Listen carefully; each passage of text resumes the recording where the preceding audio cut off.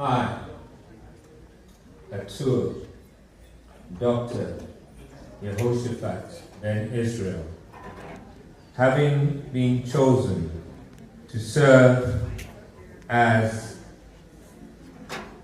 chief, do hereby solemnly swear to serve with integrity, wisdom, and humility, to honor, preserve, and promote the values, culture, and traditions of the global African diaspora kingdoms, to foster unity, justice, and peace among all people and communities across the globe, to diligently work for the welfare of all, defending the cause of humanity, equality, and cultural preservation.